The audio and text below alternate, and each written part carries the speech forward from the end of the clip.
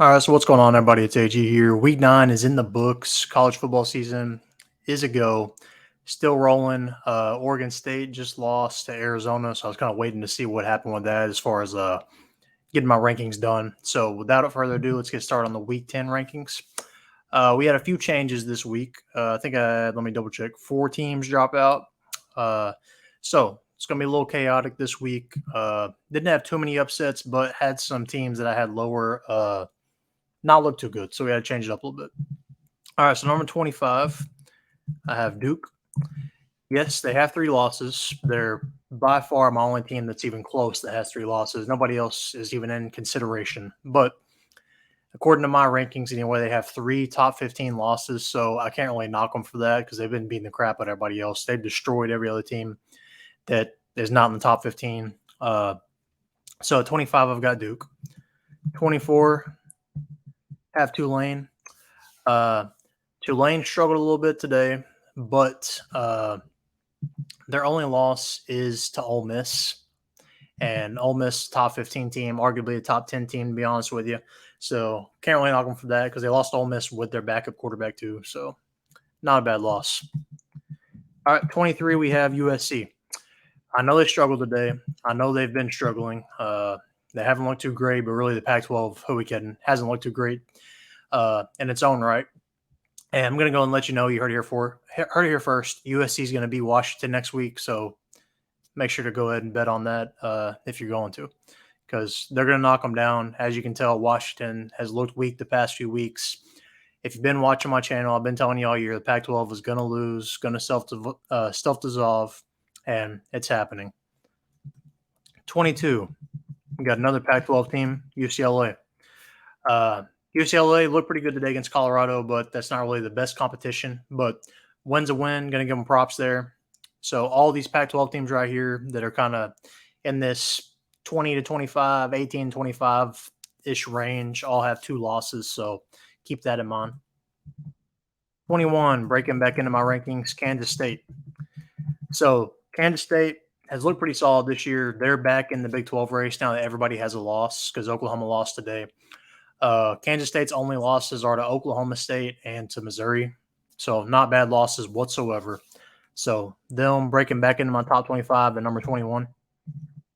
All right, number 20, another team that I just told you has beat Kansas State, Oklahoma State. Again, like Kansas State, they're back in the thick of things now that everybody has a loss. So they've got a shot in Bedlam next week to make things interesting. If they can beat Oklahoma, they might be in the Big 12 title game. Who knows?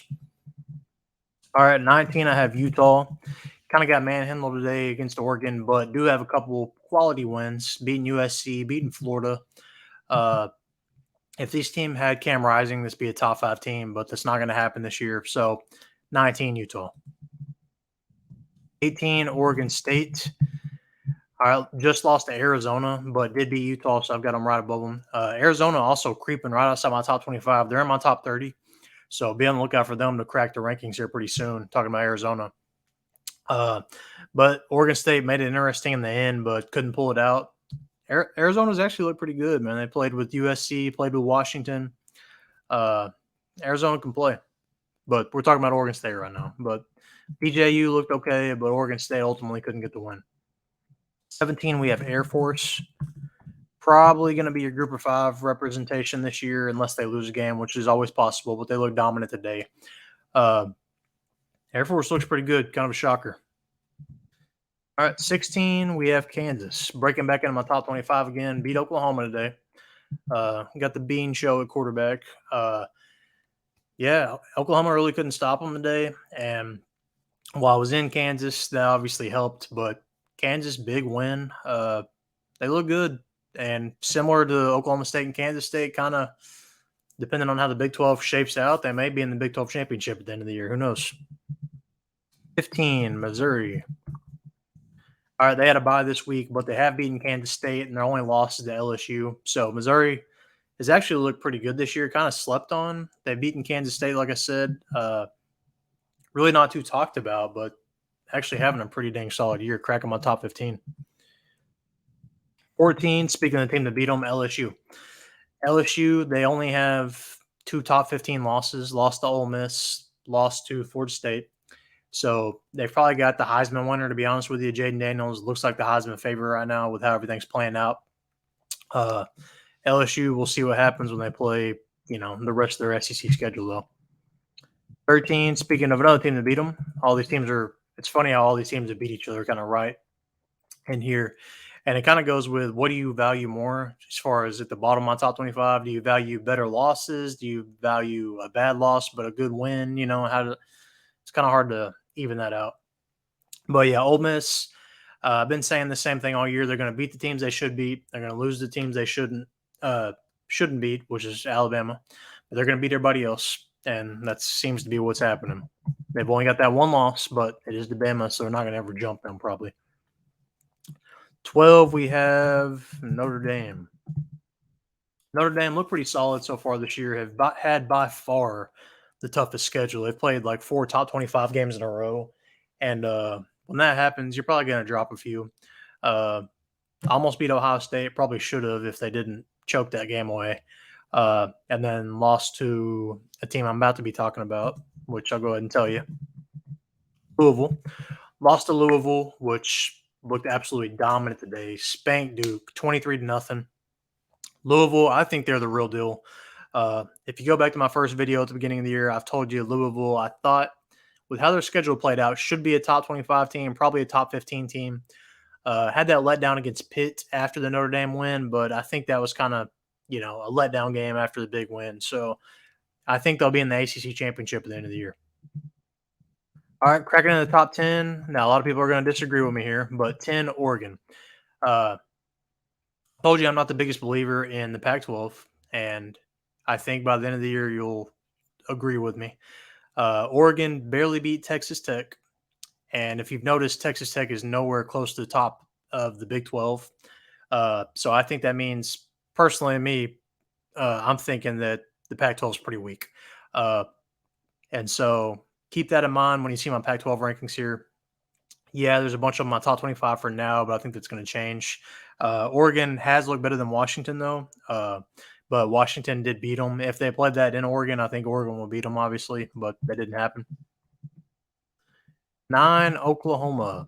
All right, so this one I struggled with because they did lose to Kansas on the road, obviously, barely. But they have beaten Texas. So I was kind of trying to figure out how to maneuver that. Right now I've got them at 9, but still control their own destiny. If they win out, they'll be in the playoff. Same with probably, any team, I'd say 15 and up. So besides maybe LSU and Notre Dame, any team 15 and up, if they win out, they're going to be in the playoff because they're only going to have one loss. But Oklahoma, they didn't look that great against Texas anyway, but Texas kind of made enough mistakes to where they did win. I was skeptical on Oklahoma at first, but they've kind of proved me wrong. They've beaten some tougher competition since then. We'll see. I don't think Kansas is bad, so I don't think that's a bad loss, but obviously top 10 team, you want to go undefeated anyway. Number 8, Alabama. Tell you what, I think it's going to end up playing out this year to where the so-called weak Alabama team is going to end up making the playoff with how it's looking. If they can keep their foot on the pedal, they're going to end up seeing Georgia in the SEC championship game, and I can't wait for that game because Jalen Milroe has been playing good ever since he got benched, or whatever. All right, number 7, Texas. Texas did look good today with backup quarterback Malik Murphy. Beat a probably top 50, top 40-ish BYU team. Now, if Quinn Ewers isn't back, they are kind of getting into the tough part of their Big 12 schedule, so I wouldn't be surprised if they lose one. They've got Kansas State, TCU. They got a tough little schedule here coming up. Next week's the real test. If they can beat Kansas State without Quinn, I think they'll probably be okay and probably make the Big 12 championship against maybe Oklahoma, but to be determined. All right, number 6, Penn State. All right, so they haven't really beaten anybody, but they've handled all their teams. And they barely lost to Ohio State last week, but Ohio State did kind of handle them, you know what I mean? But struggled at points today against Indiana, but ultimately ended up coming out with a win. And with how everything else shaked out, like with how Oklahoma lost, I had to bump Penn State up a little bit. All right, coming in at 5, I have Washington. Like I said, not the biggest Pac-12 believer. Washington, especially, has struggled these past couple weeks. Struggled with Stanford, uh, and like I said at the beginning of this video, I think they're going to lose to USC next week. We'll see what happens there.